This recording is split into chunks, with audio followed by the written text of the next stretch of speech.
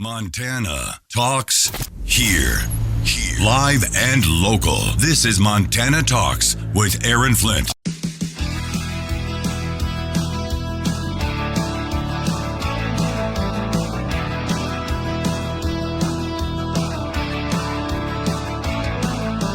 Broadcasting live across the great state of Montana, powered by the Montana Electric Cooperative Association. Your Montana Electric Cooperative, they do much more than keep the lights on for you. This is Montana Talks with Aaron Flint. Well, the main topic we're going to cover today is education, but I tell you what, we can branch out into housing, property taxes, you name it. Always great to have Kendall Cotton, the CEO of the Frontier Institute, here in the house with us on Montana Talks. Kendall, thanks for dropping in this morning. Hey, good to be here. Yeah, so, well, let's just get the news out of the way first. Tonight, you're actually in town. You're in Billings for a Education Freedom Workshop event tonight, and I know my wife's going to be there. There's going to be a lot of folks in the house for that, so it sounds like an incredible event. Just tell us what you're going to be, even for those who are elsewhere across Montana that can't make the event, tell us what you're going to be talking about tonight. Sure. There's a lot of changes going on with Montana's education landscape. There's a whole bunch of new school choice laws available for parents. Parents need to know about these options and, what they have available to them when they're approaching the fall school year. So that's our purpose tonight. We're going to be calling attention to all the new options available, walking people through what's happening, and hopefully keeping the momentum going so we can expand school choice further statewide. So that's our goal. We're going to have some great speakers. Trish Schreiber is going to be speaking. She's in the studio with us today. Doors open at 5:30. Event starts at 6, and then anybody's welcome to attend. And it's funny, too, when you mention school choice, people will naturally think, oh, he's talking about private schools or independent schools or Christian schools or Catholic schools. School choice, no, it's not just about private school choice. It's about public school choice and more options on the public school standpoint as well. Absolutely. We have open enrollment. Parents don't need to pay tuition to send their kid to another school district anymore after the legislative changes in 2023. So these are important things that parents need to know about as they're looking at educating their child this fall. I think it was back during the legislative session time period of 2023 here in Montana, and you and then our friend Henry Kriegel with Americans for Prosperity Montana, I think you guys were both telling me, hey, Aaron, you got to meet Trish Schreiber. You got to get her on your show. When it comes to education and school choice, she is the man when it comes to education freedom. She's now a senior education fellow for the Frontier Institute. We'll talk with her after the break, but how would you describe Trish Schreiber and what she does for school choice here in Montana, Kendall? She is the expert when it comes to all of these new school choice laws in the state. So she can break down the ins and outs for parents, what they need to know, and also for policymakers, what more needs to be done. How can we make sure that every family has the opportunity to get the best education for their child? It was funny. It was actually timely. Yesterday I was, driving across town, and I don't know what prompted it. Maybe I was thinking about this event coming up, but I was thinking about this whole idea of more options in education. And not everybody we had a homeschool caller. That's what it was. Not everybody homeschools their kids because they want to homeschool their kids, or they don't want their kids in a public school or whatever. Sometimes they do it because they have to. And I was thinking about a friend of mine in Glasgow, Montana when I was a kid. And, he had a 40-mile one-way trip to school every day. Maybe it was 60. And so that's why he homeschooled for quite some time, right? So anyway, looking forward to catching up with Kendall and Trish Schreiber right after this break. We'll chat about education and much more.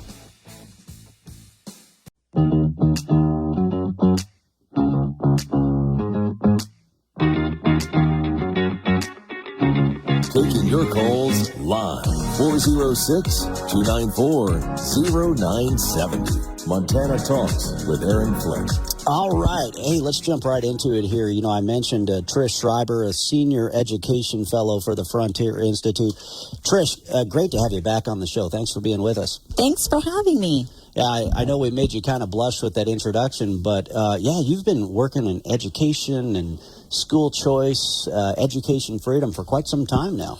I have been, and Montana's kept me busy because up until about a year ago, we didn't have too much of it. So things have changed. Yeah, recap if you can for us. You know, Kendall Cotton and the Frontier Institute, they were there on the ground at the legislature working on all these important issues, housing reform, educational choice initiatives. And so the legislature really got a lot accomplished. How would you recap everything that got done last year in the session? Sure. So 2023 was huge. And there were, I would say, 4 major education freedom bills, 5 really, that went through. One being the tax credit scholarship, which we already had, and they raised the aggregate there so that more students can access that, which is fantastic. And then also we passed a special education savings account, which is amazing. At the time, we were only one of 12 states that had any form of an education savings account. Now with another legislative session having gone through, in most other states, we're up to 21 in the nation now. And then, of course, we passed 2 charter bills, one for traditional schools known as public charter schools, and then one that allows independent boards to come in and be authorized to run public choice schools, as they're called, the Community Choice Schools Act. And that was the one bill that I was intricately involved in.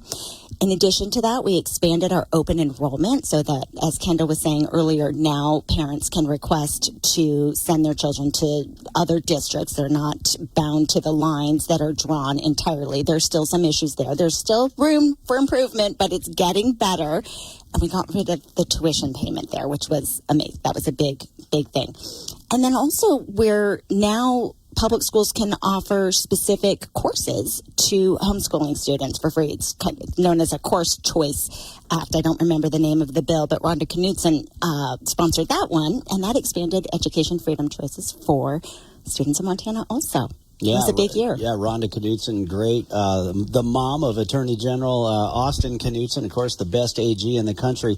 You know, Kendall Cotton, as Trish was describing some of these accomplishments during the last legislative session, I forget where I heard this. Somebody had shared this information with me, but they made a great point. You know who one of the biggest beneficiaries of school choice has become here of late? Public school teachers. And they gave me this example. They said, hey, and it might have even been a teacher who told me this. You could be a Bozeman public school teacher. And so that's where you drive into work every day. But you come in from Manhattan or Belgrade or Three Forks. And well, you want your kids to go to school in Bozeman because that's the school system you're teaching in. Or vice versa. Maybe you live in Bozeman, but you're teaching out in Belgrade or Manhattan, and you want your kids to go out there. But they were making the point that, like, public school teachers are benefiting immensely from this because they would have faced bureaucratic hurdles to have their own kids in their own schools, or maybe even forced to pay payments. Is that what I heard? Potentially, yes. Absolutely. I mean, it was at the school district's discretion. I mean, honestly, and it shouldn't be that way. I mean, truly, if we're going to fund public education in Montana, it should be open to everybody. And there should be no lines drawn where you can and can't go. So we should be making sure that students have everything they need to succeed, that all of the choices are available to them and that they can access them. I mean, that's really the goal. And, you said it right. It doesn't just benefit students, it benefits teachers too. I mean, we were looking at a report that we put out here about a week ago that showed that only 15% of the dollars that we send for public education in the state, tax dollars, actually reaches the students and teachers in the classroom, like goes to teacher pay. Everything else is caught up in the bureaucracy. And so this is competition and choice is going to help us make this program and this education more efficient and help teachers, really. Yeah. Trish, you mentioned how Montana and we, the people, elect our lawmakers. They make laws. The governor signed these bills into law, including, public charter schools and private charter school options. But yet we have a radical left-wing partisan Montana Supreme Court that is allowing the public charter schools to move forward, but has been trying to block the private charter schools from moving forward. I mean, how pathetic, frankly, is that?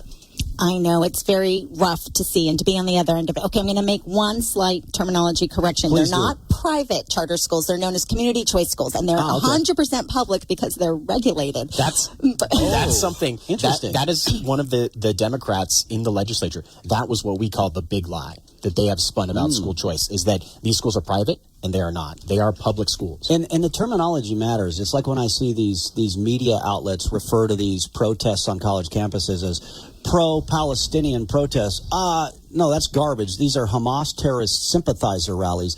I've drank Turkish coffee with Palestinians in Israel who love living in Israel. They love the peace and the freedom that they get even in the Jewish state of Israel, and the peace and the freedom that they would not get in some other Arab countries, including in the Gaza Strip, where it's run by Hamas terrorists right now. So terminology matters. Words matter. Absolutely. And that's why they stick with it, is because, they've done focus groups and they've realized nationwide that if they just keep saying they're private charter schools, then people just stick with the private, and then they see it as, a privatization movement of our public funds.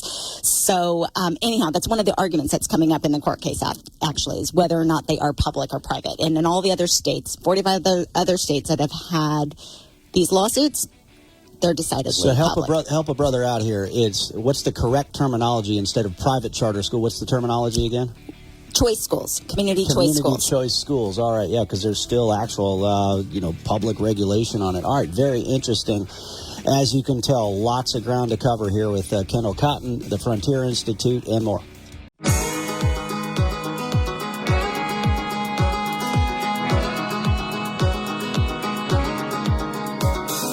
Talking about the issues that matter to Montana, statewide. This is Montana Talks with Aaron Flint. All right, Kendall Cotton, the CEO of the Frontier Institute. Oh, by the way, Trish Schreiber is a senior education fellow for the Frontier Institute and lives in the beautiful community of Helmville, Montana, too.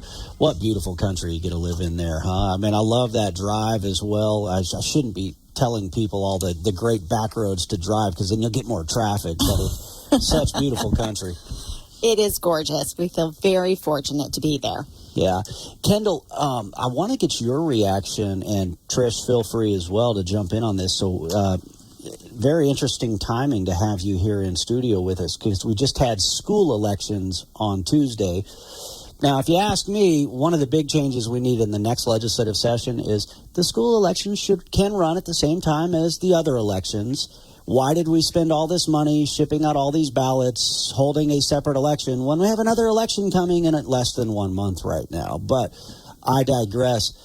Look at these school levies. These things usually always pass in places like Billings and Helena. And yet so many of these school levies across the state got rejected by voters. What's your read on what happened Tuesday?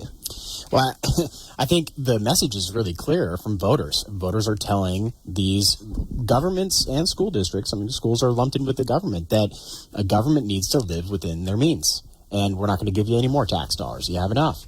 And you think that would be the message that these folks would be taken away. But if you go on Twitter, you look at a lot of the left-wing Democrat circles right now, they're trying to say that this is a Republican conspiracy to make everybody angry about taxes, and that's why these levies went down.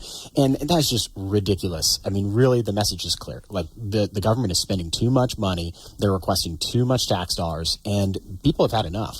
Well, and, we see the growth. If there's more people paying, if there's more houses, if there's more businesses, Montana is growing. We're doing better economically than all of those blue states elsewhere across the country. So we're seeing growth. We're seeing economic growth. So what does that mean? If more people are building houses in Helena, more people are paying property taxes. Ding, ding, ding, ding, ding. Or in other words, you just got more money. You got more tax dollars. Oh, and because of our flawed property tax system that bases property taxes off of the value of the home, you're getting more money from the existing taxpayers. So you're getting a whole bunch more money, but yet that's not enough. You got to raise our taxes even more. So, of course, these things got rejected, right? Absolutely. And, Trish has looked into this as well. I mean, at the end of the day, school districts right now in this year had more money than they've ever had. They were flush with cash. And a lot of it actually was federal stimulus money. This was money that was just showered on school districts during the COVID pandemic. And a lot of these districts ended up spending it on ongoing budget obligations that require more taxpayer dollars. So when the federal money went away, they had to go ask voters to raise their taxes. Yeah, and Trish, Kendall actually made that great point very early on about Missoula. In Missoula, you had all these teachers protesting. They're going to cut our jobs. They're going to cut our programs. Well, that's because Missoula did what you shouldn't do, which is if you get one-time funds, make one-time investments, but they wanted to prop up their long-term budgets with one-time funds so they could go back to the taxpayers and say, give us all your money or else. And that's, oddly enough, that's what Joe Biden is doing at the federal level right now, trying to prop up long-term budgets based off of one-time spending, basically. Yeah, it's, the money was temporary, and you just have to, there's certainly investments that could have been made that were necessary. I know a lot of districts sent money back because they were like, there were restrictions on what they could spend it on in the first place. But why not put restrictions on a kind of, growth that will then need more money to back it up when it comes, once the federal money runs out. So it's created, and this is happening nationwide. And, all 50 states are experiencing the same thing right now. Sure. Yeah. And simultaneously, though, Kendall, there's some school districts who made right decisions and good decisions and properly, managed taxpayer resources and dollars. Just like there's counties that do it the right way, and there's counties that do it the wrong way. And Missoula is an example of where they've done it the wrong way, by just constantly lumping more onto the backs of taxpayers. Well, and you said it in your opening that, oftentimes these school district levy votes are very low attended. It has such low turnout from voters. And so Missoula was one of the few areas that actually approved some of their levies. And, the decision to raise taxes in those districts was made by 20% of the people of the registered voters in the district. Yeah, it's literally mob rule. I wish there was a way before they can come in and force money out of your pocket, force money out of our pockets, that they have to get more of a super majority in order to do that. That it can't just be this simple majority and now boom, they get to come take money out of your pocket. It's crazy to me. The other thing that I think is happening here, and by the way, if you want to jump in on the conversation here, give us a ring. 294-0970. The great part about, Kendall and the Frontier Institute is, man, they cover a range of topics. So if you want to call in about something, please do. The other point I quickly wanted to make here before I get to Debbie and Bozeman is, take Billings, for example. School safety. We want you to have school safety. But you got to pay extra for that. Why isn't school safety first and foremost? And then we'll get to all the other stuff later, but it's the school safety levies got rejected by the voters, and it's okay, yeah, we all want school safety, but why is it you got to pay extra for that? And I think it seems like Billings and School District 2, they've got a great new superintendent. I've gotten a chance, he seems like a really solid guy. So I think he's trying to get them in the right direction. But the school board still has a leftist mob majority on there. And these same school board members who voted to keep Assassination Classroom in the classrooms are then saying, give us money for school safety. Well, why do we think you're going to use our money for school safety when you still support Assassination Classroom being on the bookshelves? I mean, so they've got a reputation to improve, right, Trish? Yes, they do. And I can't speak for Billings specifically and what's going on there, but I think the real issue is it's the top-down system that's rotten at the core. And I feel for these school board members who are volunteering their time, working hard, trying to do their best. Most of them are not education experts or even business experts. And, some of them are, but not all of them. And then the superintendents and the principals, there's a lot of responsibility of things they have to cover. And I can understand why it's a reaction to think, if we just had more funds, then we could pay for these things to fix them. But I think the problem really is the constrictions of the law and how they're allowed to spend that money based on everything. And this is why education freedom, I think, is so important, is because we're saying, hey, if it's the system that's broken, because it's the same in all 50 states and D.C., and that cannot be a coincidence, then let's try to find a way to offer education to students. That's a quality education by using some other kind of system. And this is where innovation comes in. It's really in business management. It's not so much about like, oh, I'm going to, innovate a way to teach math or reading. We know how to teach math and reading. That part's easy. It's running a functional business that can actually give results for student outcomes. Competition works. That's the key. Let's go to Debbie in Bozeman. Debbie, thanks for the call. What did you want to share? Hi, I vote down tax bills for schools and pretty much right now everything else because the taxes I'm paying on my house are about to put me out of a house.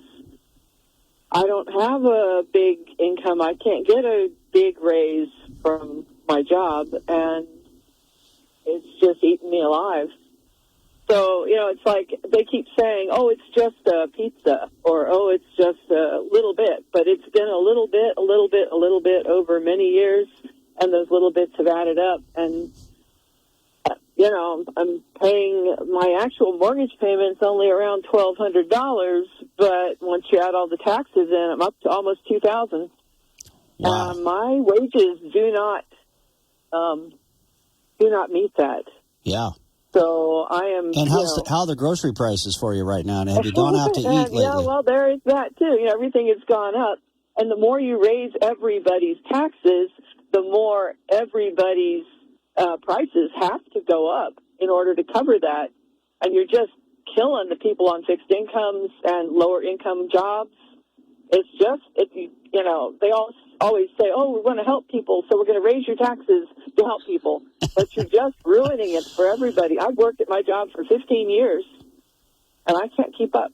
And your story is shared by so many others, countless folks across Montana. Kendall, the thought that came to mind is how do you eat an elephant? One bite at a time. And we've got elephant-sized taxes and inflation that are hitting Americans right now. Yep.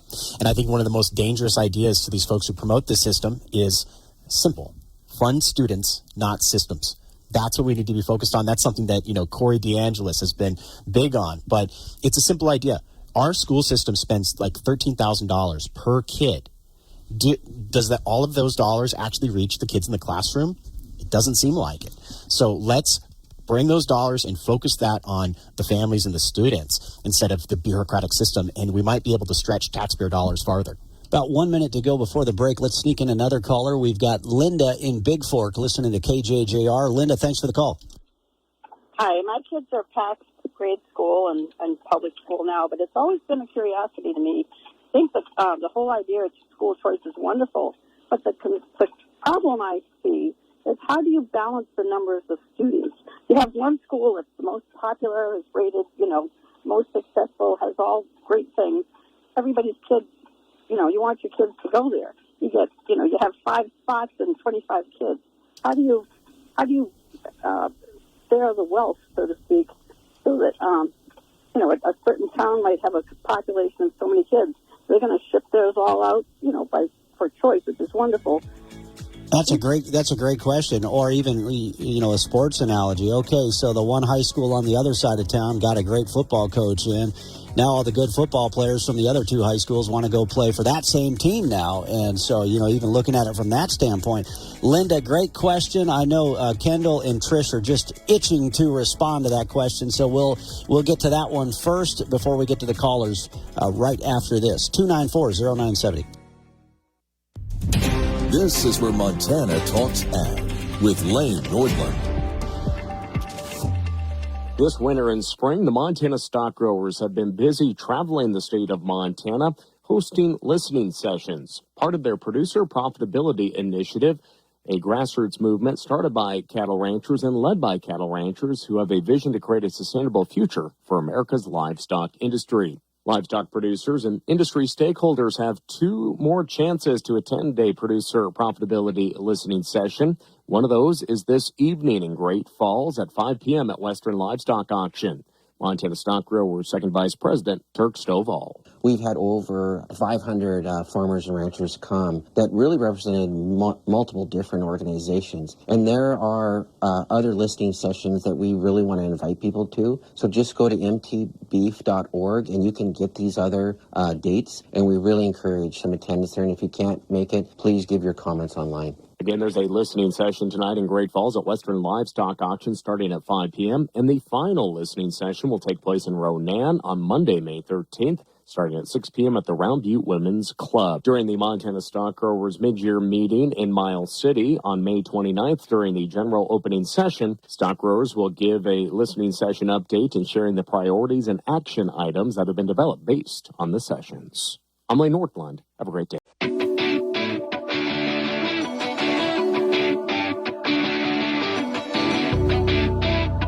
This is where Montana talks. Montana Talks with Aaron Flint. One thing I do want to ask Kendall and get his take on, yesterday we had the Flathead County Sheriff and the Mayor of Kalispell on the show, and they said, look, we have no resources here.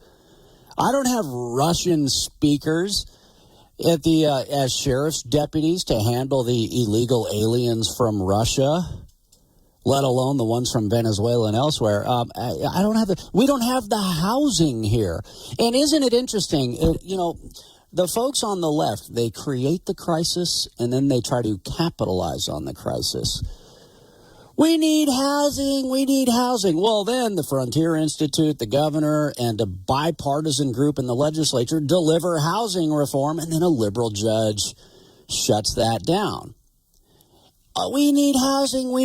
Okay, well then stop trafficking illegal aliens into Montana to exacerbate the housing crisis. Stop recruiting transients from other states to flood the state of Montana with all of your homeless programs. That only exacerbates the housing, but they want to create the crisis so then they can try to attack the governor over housing. It's like, anyway. Well, I want to get Kendall's take on that. But first, Kendall, Linda in Big Fork had a really good question. Hey, here's the challenge. Well, what if everybody flees this school and then they all want to go to that school? What do you do? Well, Trish, I think, can answer that. Great. So Linda brings up a great point, and we hear this all the time. And I think what's really important to remember is that there is no one way to school. And no one school can be all things to everyone. And even within the same family, I mean, if you're a family that has more than one child, you know how different they are and how unique they are. And they have different preferences and different needs. And so the idea of all education freedom coming to Montana and the possibility of new schools incubating is that we'll be able to replicate the good ones. So if there is a particular model that a community wants and they're full, we can open another one. And they can follow the same model that has the same curriculum. Whatever it is that's attracting those families, if there are more families that want it, then the market will decide we need another one of those schools. So replicating the successful schools is really important. But also, there's the idea that hybrid schools are going to start to pop up and micro schools are going to start to pop up, and that this can kind of respond to our geography challenges that we have here in Montana, being spread out and having communities that are smaller that want options also. So we don't know what we're going to see develop in Montana. And that's the exciting part, is I keep thinking I don't think I can predict what's going to happen, because I'm hoping whatever these school founders are that are out there, and oftentimes they are teachers. There are public school teachers who have had this idea of how they really want to run a school. And this is a liberating moment for them to take those ideas and run. They can go to the commission and ask to get a charter and have permission to have public funds in order to open up a new public school for the families where there's no tuition and it's open to everyone. Interesting, yeah. Had a random question from Matt in Bozeman come in on the Montana Talks app here before I get to our next caller. Are you guys in Bozeman tomorrow? So the Frontier Institute is in Billings tonight for this Education Freedom Workshop. But Matt, I will be in Bozeman tomorrow. We are broadcasting live from the Hilton Garden Inn. So I'll be there broadcasting live tomorrow morning. I'll be at the Black Pot Distillery tonight, by the way, though, 5 to 7 if you want to join us there. And then the Fort in Big Timber on Friday night from 5 to 7. Let's take you to Lucas Schubert in Kalispell next up on the phone lines. Lucas, great to hear from you. Hey, it's going good. Just wanted, before I get into what I was planning to talk about, just want to say 100% we need to have these levy elections on the primary and general elections of even-numbered years so that there's actually turnout, and 100% we need school choice. But what I wanted to talk about is that the Montana trial lawyers, these very far left group of lawyers, their board members are starting. I mean, we already know that they play in our judicial races, try to get far left judges across the line, but now they're starting to play in primary elections. Just as an example, my opponent, he's getting donations from the Montana Trial Lawyers Association. You can look at the records. 40% of his money's coming from Democrat donors, but it's not just my race. It's races all over the state that the trial lawyers are trying to pick their preferred candidate in our Republican primaries. And we can't let that happen, because that determines whether or not we get judicial reform across the line, which is a completely all-encompassing issue. We talk about school choice. That's being held up in the courts right now. And considering how these judges ruled previously, I wouldn't be surprised if they end up striking it down. So that's why it's critical that we elect legislators across the state that are going to take seriously the task of going after these far left judges, unlike my opponent and many other so-called Republicans that defended these judges in the last session. So, well, and it's so some great points there, Lucas. Thanks for calling in, and it goes back to the importance of these Supreme Court elections here in Montana as well. I mean, this one guy, Lynch is his last name. He openly admitted, I think it was in a Missoulian report or something, that he thinks that the court should be there to basically stop the legislature. I mean, he wants this lynch mob on the Montana Supreme Court to block the will of the people at every turn. It's outrageous. And I know, Kendall, we've seen it on a host of reforms, whether it's the state Supreme Court or a partisan district court judge, block reforms like on housing reform in particular.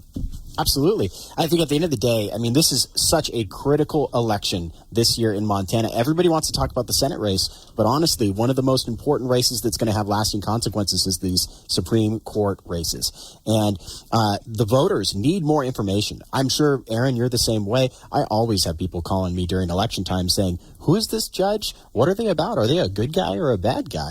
And the voters don't know, because these are nonpartisan elections. And so, the legislature is working right now on, judicial reforms. And part of that conversation needs to be, how do we get more information to the voters so they can discern what these judges' records are and what their judicial philosophy is going to be when they're on the bench. Yeah, I had to laugh when you said good guy or bad guy. It reminds me of the Wreck-It Ralph cartoon movie.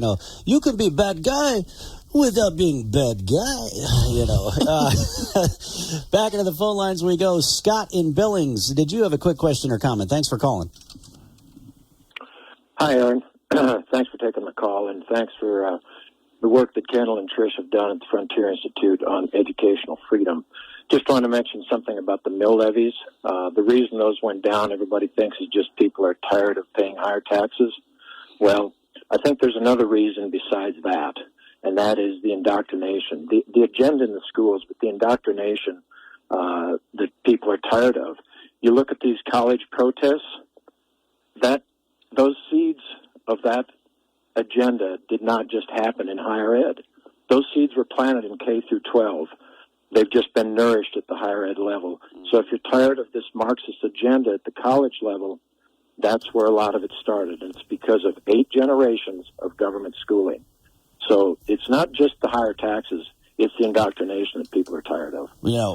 Incredible point, and I recognize the voice. Great guy there. Scott, thanks for calling in. Trish Schreiber, wow, man, I need to take that audio and just replay it as promos from time to time. I know, well said. And, I'm going to loop this back to community choice schools, because this is something that doesn't get said often enough. And that, the point Scott brought up about the indoctrination starting in the schools. I'm not suggesting that that's happening at every public school in Montana, but we know that it's happening in some public school Absolutely. Teachers. They don't like this any more than you and I do. Right. But, the Overton window has changed, and kind of what we tolerate is so much different than what it used to be. But what's important is that community choice schools will have to state their mission. And they're going to say, this is the kind of school we want to be, and this is what we're about. So, quite frankly, if you're a school that's pro-Hamas and, pro-Palestinian, and that's what you want to stand for, then say it out loud. So that way parents can choose whether or not they want to send their kids there. It becomes insidious when it's hidden and occluded, and people don't know what's going on. And again, going back to COVID, when parents started watching their children being educated on Zoom, and they saw what was in the curriculum. I mean, in math textbooks even, or what's hidden in different stories, it became so obvious that this was not what they agreed with. But if that's the only option, that's the only option. So giving parents choices is important. That's right. All right, we got less than a minute to go before our next break. It'll be the shortest break of the hour, but let's sneak on Dylan in Lodgegrass. Dylan, thanks for the call. What did you want to share? Morning, Aaron. Morning. Hey, I just wanted to make a comment here about the vote yesterday that they actually tabled the vote to try to oust Speaker Johnson in the House of Representatives. Oh, yeah. And, I just think that the Republicans in the House, and kind of all over too, but everybody kind of needs just to learn to work together, get along, and we don't see this kind of disunity in the Democrat Party. They work to get their stuff done. And if they would have tried to get Johnson out, that would have torpedoed the whole ability of this Congress to get anything done as far as for the election time. Yeah, no, I completely agree with it. Just like, haven't you guys fought enough? Unite and get in the fight and stay in the fight through November, and then we can start to bring about some, get America back on track again, right? Yeah, great point, Dylan. Thanks for calling.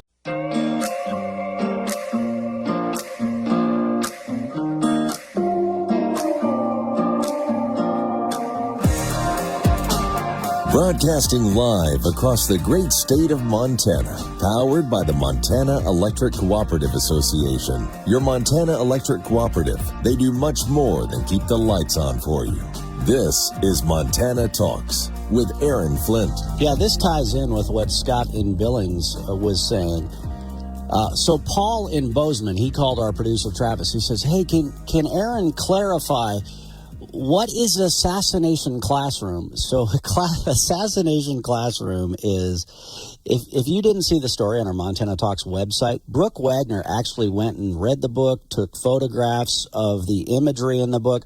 Let's just say one of the photographs in the book is a young lady scantily clad in lingerie holding a smoking gun while she's straddling a teacher that she just assassinated. That's one of the imagery pieces in this book, Assassination Classroom, that the liberals on the school board in Billings defended to keep on the bookshelves. And yet they want to ask for more money for public safety. Wait a minute. Like, if you care about public safety, why are you pushing Assassination Classroom on the kids, right? So I hope that clarified for Paul or others out there. Yeah, it's like, what the heck? These people are nuts. Let's go to Sally in Bozeman. Sally, did you have a quick question or comment? Hey, good morning, Aaron. Yeah, I wanted to chime in on something Kendall said a while ago about getting the money back to the children and the families and stuff. I recently found something in the FCC. I was trying to look at their budget. I can't make any sense of their budget. And I've done grad work, and I can't make any sense of these budgets. And whoever answered the phone was talking about trying to read a government budget is like reading a prospectus. They just don't make sense. My point is, and my request would be, let's get school budgets at an 8th grade level so that not only the parents but the high school students can make sense of them and be engaged in how is this money being put to our benefit. Great question. Great comment. Yeah, transparency. Audits. When's the last time we audited some of these school districts or school boards? I was chatting with a friend, and he grew up in Montana, but he had to live in Seattle for some time, and he said he was talking with his kids. They were traveling for a sports event, and his kids were saying, our teachers don't get paid enough. They're not making enough money. And we know there's some teachers who do not get paid enough. First-year teachers have struggled. That's why, the Governor Gianforte has fought to increase some incentives for first-year teachers. But so you know what this guy did? Because there was an organization, they had a list of every school teacher in Seattle and how much money they make. So he looked it up. He said, hey, kids, you know how much your teacher makes? $125,000 a year. I mean, what if we had that kind of transparency, right, Kendall? It's such a convoluted system, and it's characteristic of a lot of areas of government. And, here's the vision. I mentioned earlier that we have, we spend something like $13,000 per kid in the public education system here in Montana. That's a lot of money. So what if we, a teacher was able to strike out on her own, start her own little private micro school, and say, okay, we'll charge, $10,000 tuition a kid. That's less than we're spending in the public education system per kid. And she could, have a class of 10 kids, make $100,000. That's a good living for a teacher, and it's low bureaucracy. It's literally just educating kids in a classroom.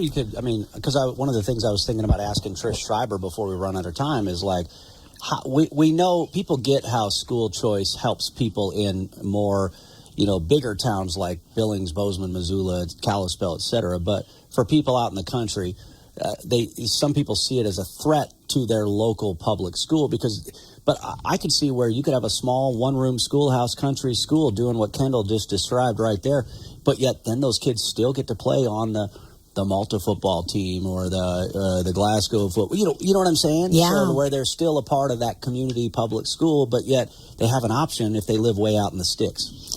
Right. So we're hoping to see a lot of that, go on now. I mean, especially with being able to take, make good use of the Montana Digital Academy or the course choice options, if you need to do that. But I'm hoping to see a lot of hybrid schools where maybe kids, all the studies are showing that most parents don't even want to send their children to school 5 days a week. And some districts have gone down to 4 days a week, but with a hybrid model, you could make that 2 days or 3 days, depending on what's right for your family, and then you're picking up the home education at home too. So, because there is a lot of community involvement going on, so you want to be anchored somewhere with, a social community for sure.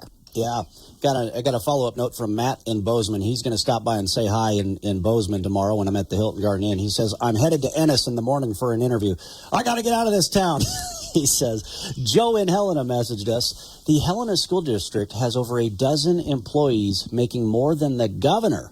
Way too many top brass. That's from Joe in Helena. And I think I know his last name, but I won't, unless he added it, I won't share it unless he wants me to. But yeah, that's kind of interesting. That's something we found in our research is that these school district, the public education system is spending more and more on facilities and administration, paying superintendents more, giving them raises. And the teachers are getting the shaft. Their teacher pay is not keeping up with the scale of increases for administrative staff and for what we're spending on facilities. So you talk about priorities of our public education system. We're not prioritizing educators. We're not prioritizing the kids. And that's really what we need to get back to. We're almost out of time. We only got about 30 seconds to go. Mike in Bozeman, sorry I didn't get to you. He wanted to talk about school choice and all of the crazy taxes he has to pay there in Bozeman. But 20, 30 seconds to go here. Kendall, is the event tonight, this Education Freedom Workshop, is it open if anybody can make it in Billings? That's right. It'll be here at the DoubleTree. Doors open at 5:30. Event starts at 6. Anybody's welcome. We're going to be calling attention to all the options that we were just talking about on this morning's show. All right. And, yeah, check out the Frontier Institute website. What's the website again? FrontierInstitute.org. All right. Check it out because, Kendall, they'll do these events all across the state, not just on education, but housing and so much more. So get a hold of them and, see how you can get involved because they're doing some really cool things. Hey, we'll see you in Bozeman tomorrow, live from the Hilton Garden Inn.